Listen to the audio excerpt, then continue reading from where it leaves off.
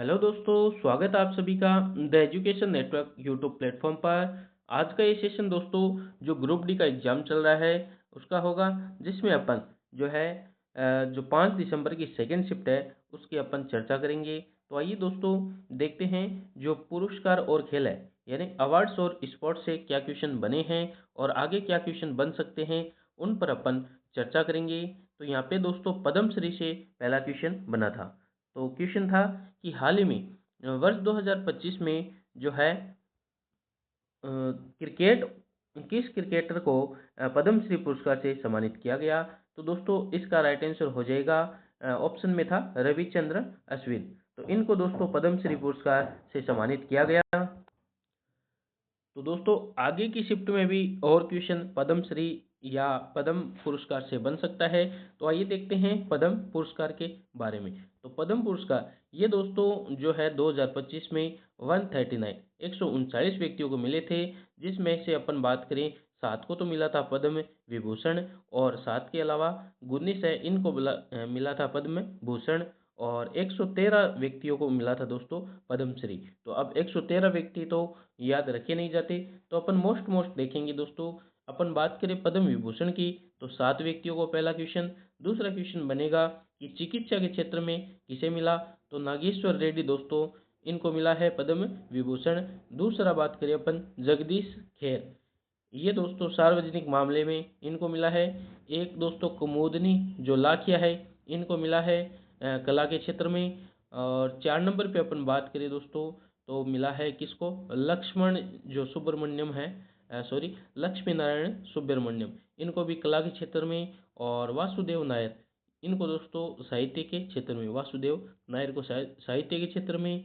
और बात करें अपन ओसामू सुजुकी, और सामू सुजुकी दोस्तों इसकी अपन बात करें तो ये दोस्तों मारुति सुजुकी जापान, इनको मिला है मरणोपरांत। शारदा सिन्हा ये दोस्तों कला के क्षेत्र में मिला है। बिहार की कोकिला इन्हें कहते हैं, शारदा सिन्हा को। तो इम्पोर्टेंट है सातों के सातों। पहले बात करें तो नागेश्वर रेड्डी चिकित्सा के क्षेत्र में, जगदीश खेर है इनको सार्वजनिक मामलों में, और कुमुदनी जो लाख है इनको गुजरात से है और इनको कला के क्षेत्र में दिया गया। और कला के क्षेत्र में लक्ष्मी नारायण जो है सुब्रमण्यम को। और बात करें वासुदेव नायर तो इन्हें भी दोस्तों क्या दिया गया है, साहित्य के क्षेत्र में पद्म विभूषण। और बात करें ओसामू सुजुकी जो मरणोपरांत दिया गया है इन्हें, मारुति सुजुकी के संबंधित है। शारदा सिन्हा की बात करें तो ये बिहार की कोकिला, और इन्हें कला के क्षेत्र में दिया गया। 19 हो गए दोस्तों यहाँ पे क्या, पद्म भूषण, जिसमें से अपने को दोस्तों जो है जतिन गोस्वामी नाम ध्यान में रखना है, गोस्वामी जतिन गोस्वामी इनको मिला है दोस्तों क्या, जतिन गोस्वामी को पद्म भूषण मिला है, कला से संबंधित है और असम राज्य से संबंधित है। तो कला के क्षेत्र में इन्हें दिया गया है। एक कैलाशनाथ जो दीक्षित है इनको दोस्तों मिला है पद्म भूषण, और पुरातत्व पुरातत्व से संबंधित है, तो ये भी ध्यान में रखना है। अन्य अपन बात करें दोस्तों पद्मश्री की अपन बात करें जो है कितने व्यक्तियों को मिला, 113 व्यक्तियों को मिला है पद्म श्री, जिसमें अपने को दोस्तों एक तो अरिजीत सिंह को ध्यान में रखना है, अरिजीत सिंह ये दोस्तों कला के क्षेत्र में इन्हें दिया गया है, आप सभी जानते हैं इन्हें, पश्चिम बंगाल से दोस्तों ये आते हैं। अरुंधति भट्टाचार्य इन्हें भी दोस्तों क्या मिला है, इन्हें पद्मश्री मिला है। इनको भी ध्यान रखना है, बिजनेसमैन है, व्यापार और उद्योग से संबंधित है। अन्य अपन आर अश्विन की अपन बात करें थे तो आर अश्विन ये क्वेश्चन यहाँ पे बना था, क्रिकेटर है दोस्तों और तमिलनाडु राज्य से बिलोंग करते हैं, तो ये ध्यान में रखना है अपने को। और एक दोस्तों पद्म भूषण की अपन बात करें तो 2 व्यक्तियों को और ध्यान में रखना है, जो है एक तो है पंकज उदास दोस्तों इनको मिला था क्या, मरणोपरांत। गजल गायक है दोस्तों, ये ध्यान में रखना है, गजल गायक है और महाराष्ट्र से आते हैं पंकज उदास। और एक पी आर जो श्रीजेश है इनका भी नाम ध्यान में रखना है, हॉकी खेल से संबंधित है, हॉकी, तो ये भी ध्यान में रखना है, पी आर श्रीजेश केरला से आते हैं, केरला। आइए देखते हैं अन्य क्वेश्चन यहाँ पे बना था। तो क्वेश्चन है कि ये हो गया अपने नेक्स्ट ऑस्ट्रेलिया ओपन 2025 में पुरुष एकल का खिताब किसने जीता? तो ये दोस्तों ऑस्ट्रेलिया ओपन का खिताब जीता था इटली के खिलाड़ी है जेनिक सिनर, इन्होंने जीता था और जर्मनी के अलेक्जेंडर जोरेव को हराया था यहाँ पे। और बात करें अपन, आइए देखते हैं ओपन्स जो ग्रैंड स्लैम होते हैं उनकी अपन बात करेंगे। तो 4 होते हैं दोस्तों ग्रैंड स्लैम हर साल, कौन कौन से? तो ऑस्ट्रेलिया ऑस्ट्रेलिया, फ्रांस, विंबलडन और यूएस। यूएस होता है चौथे नंबर पे। तो यूएस सबसे पहले ऑस्ट्रेलिया। तो मेल के अंदर अपन बात करें दोस्तों, तो मेल में दोस्तों ऑस्ट्रेलिया ओपन जीता था किसने? अपन ने बात की अभी जेनिक सिनर ने। और फ्रेंच वाला जीता था कार्लोस अल्कराज। और विंबलडन वापस से जेनिक सिनर ने जीता था। और यूएस जीता था कार्लोस अल्कराज। तो Jannik Sinner, Carlos Alcaraz, Jannik Sinner और कार्लोस अल्कराज, ये ध्यान में रखना है। फीमेल की अपन अपन बात करें, फीमेल में ऑस्ट्रेलिया ओपन जीता था किसने? तो ये जीता था दोस्तों मेडिसन जो कीज है, इन्होंने यूएसए से आती है और इन्होंने जीता था ऑस्ट्रेलिया। फ्रेंच वाले की बात करें तो कोको गोफ ने जीता था फ्रेंच वाला। विंबलडन की बात करें तो ईगा स्वेटेक है, इन्होंने जीता था विंबलडन। यूएस की बात करें तो आर्यन सबलेंका, इन्होंने जीता है दोस्तों, बेलारूस से आती है और यूएस का खिताब जीता है। आइए देखते हैं मेल फीमेल दोनों में अपन ने बात कर ली। तो मेडिसन कीज दोस्तों ये यूएसए वाला जीता था बेलारूस से, कि जो आर्यन सबलेंका है दोस्तों, जिन्होंने यूएस का क्या जीता है, खिताब जीता है। और ऑस्ट्रेलिया वाला जीता है मेडिसन कीज ने, जो यूएसए की है। नेक्स्ट अपन बात करें एशियाई जिम्नास्टिक जो 2025 चैंपियनशिप में वर्ल्ड फाइनल में कांस्य पदक यानी ब्रॉन्ज मेडल किसने जीता? तो परिणति नाइक इसका राइट आंसर हो जाएगा। नेक्स्ट है 2025 विश्व जूडो चैंपियनशिप कहाँ पर आयोजित किया गया? तो ये बुडापेस्ट जो हंगरी की कैपिटल है वहाँ पर किया गया था जून 2025 में। नेक्स्ट क्वेश्चन आया था सूचकांक और सम्मेलन यानी इंडिकेटर्स और जो सबमिट्स है इनसे। तो बात करें 2025 में यूएनडीपी की मानव विकास रिपोर्ट, ह्यूमन डेवलपमेंट रिपोर्ट के अनुसार भारत का मानव विकास सूचकांक के अंदर कौन सा स्थान है? तो कौन सी रैंक है दोस्तों? इसमें दोस्तों 193 यानी 2025 में 193 देशों में भारत की जो रैंक है वो है 130, 130वीं रैंक है भारत की। तो बात करें अपन दोस्तों जो इंडेक्स की, तो आइए देखते हैं एक बार इंडेक्स अपन देख लेते हैं। तो इंडेक्स में भारत की क्या क्या रैंक है? तो हेनले पासपोर्ट इंडेक्स में है 85वीं, 85वीं रैंक है। बात करें अपन नवाचार के अंदर तो 39 रैंक है इनोवेशन के अंदर। और ह्यूमन डेवलपमेंट इंडेक्स में 130वीं अभी क्वेश्चन बना है। तो आगे क्वेश्चन बन सकता है जो जलवायु जोखिम सूचकांक है इसमें 10वीं रैंक है। और बात करें अपन करप्शन के अंदर भ्रष्टाचार में है 96वीं रैंक। और हैप्पी इंडेक्स के अंदर है 118वीं रैंक। और जो शांति सूचकांक है इसमें है 116वीं रैंक है। और बात करें अपन प्रेस फ्रीडम इंडेक्स तो 151वीं रैंक है दोस्तों, ये भी इम्पोर्टेंट है, मोस्ट इम्पोर्टेंट। फर्स्ट जो कंट्री है वो है नॉर्वे, तो ये भी ध्यान में रखना है। तो 151वीं रैंक है किसमें? प्रेस फ्रीडम इंडेक्स में। हेनले पासपोर्ट इंडेक्स में 85, नवाचार इनोवेशन के अंदर 39 होगी। और 130वीं ह्यूमन डेवलपमेंट इंडेक्स, जलवायु सूचकांक में 10वां स्थान, करप्शन में 96, हैप्पी इंडेक्स जो खुशहाली सूचकांक में 118वां, शांति सूचकांक में 116वां, प्रेस फ्रीडम इंडेक्स विश्व जो प्रेस स्वतंत्रता सूचकांक में 151वां स्थान।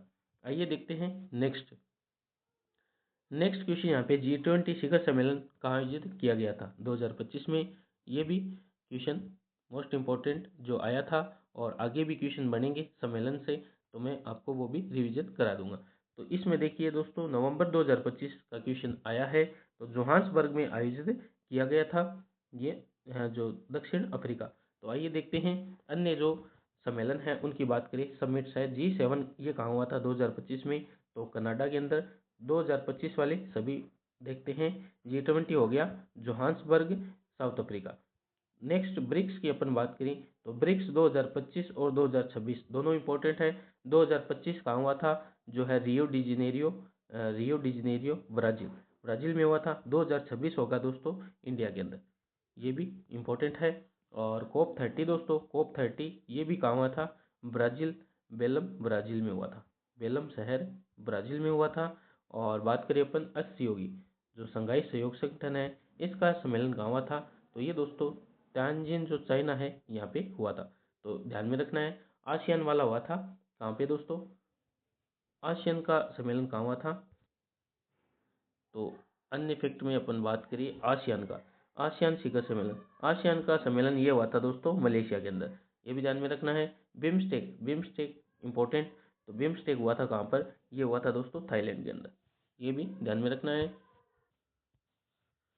नेक्स्ट क्वेश्चन यहाँ पे देखते हैं कौन सा है, जलवायु परिवर्तन प्रदर्शन सूचकांक। देखो देखो ये क्वेश्चन आ गया है यहाँ पे, जो जलवायु, तो जलवायु परिवर्तन प्रदर्शन सूचकांक में भारत का स्थान 10वां स्थान है, और इसमें जो स्कोर है वो है 69.99। नेक्स्ट क्वेश्चन यहाँ पे दोस्तों गवर्नेंस और अपॉइंटमेंट से क्वेश्चन था, तो इसमें जून 2025 में नरेंद्र मोदी द्वारा भारत के प्रधानमंत्री के रूप में कितने वर्षों तक कार्य कर चुके हैं, तो 11 वर्ष इसका राइट आंसर हो जाएगा। और 26 मई 2014 को दोस्तों इन्होंने प्राइम मिनिस्टर पद की शपथ ली थी। नेक्स्ट है 2025 से 27 के कार्यकाल के लिए अफ्रीका एशिया ग्रामीण विकास संगठन का अध्यक्ष किसे चुना गया, तो भारत देश को सर्वसम्मति से दोस्तों इसका अध्यक्ष चुना गया है, इंपॉर्टेंट है। नेक्स्ट 4 अप्रैल 2025 को फाइनेंशियल अपडेट के लिए सत्यापित व्हाट्सएप चैनल भारत के किस बैंक ने लॉन्च किया है, तो ये दोस्तों आरबीआई इसका राइट आंसर हो जाएगा। नेक्स्ट है 2025 में किस राज्य ने सभी विद्यालय और छात्रावास में बाल संरक्षण नीति को अनिवार्य कर दिया, जिसमें बदमाशी विरोधी, नशा विरोधी उपाय, शिकायत निवारण, स्टाफ प्रशिक्षण शामिल है, तो कर्नाटक सरकार इसका राइट आंसर हो जाएगा। नेक्स्ट है भारत पोल ऑनलाइन पोर्टल को विकसित किसके द्वारा किया गया, तो सीबीआई के द्वारा दोस्तों भारत पोल ऑनलाइन पोर्टल को विकसित किया गया है। और एक दोस्तों यूपीएससी के द्वारा एक पोर्टल लॉन्च किया गया था, जिसका नाम क्या है, प्रतिभा सेतु पोर्टल, प्रतिभा सेतु पोर्टल, ये यूपीएससी से संबंधित है। नेक्स्ट है भारत में ई कचरा का सबसे बड़ा उत्पादक राज्य कौन सा है, तो महाराष्ट्र इसका राइट आंसर हो जाएगा। नेक्स्ट है विज्ञान से साइंस से क्वेश्चन बना था, उपकला उत्तक का मुख्य कार्य क्या है, तो इसका दोस्तों मुख्य कार्य शरीर की आंतरिक और बाहरी सतहों को ढकना या सुरक्षा प्रदान करना है। नेक्स्ट है पादप जनन में बीजाणु या बीज का निषेचन किस प्रकार से होता है, तो आंतरिक निषेचन के माध्यम से, राइट आंसर हो जाएगा। लंबे समय तक गर्भ धारण को रोकने के लिए क्या उपयोग किया जाता है, तो कॉपर टी का प्रयोग दोस्तों इसका राइट आंसर हो जाएगा।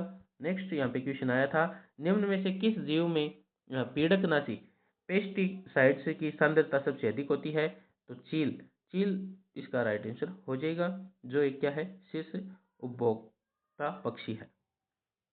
नेक्स्ट यहाँ से क्वेश्चन था निम्न में से कौन सा पदार्थ क्रिस्टलीय होता है, तो इसमें दोस्तों ऑप्शन था रेत यानी सिलिकॉन डाइऑक्साइड, और नमक NaCl, और सुक्रोज चीनी, तीनों को क्रिस्टलीय पदार्थ कहते हैं, और ये सभी इसमें राइट आंसर हो जाएगा। निम्न में से कौन प्राकृतिक पारिस्थितिकी तंत्र का उदाहरण है, तो फॉरेस्ट, वन इसका राइट आंसर हो जाएगा।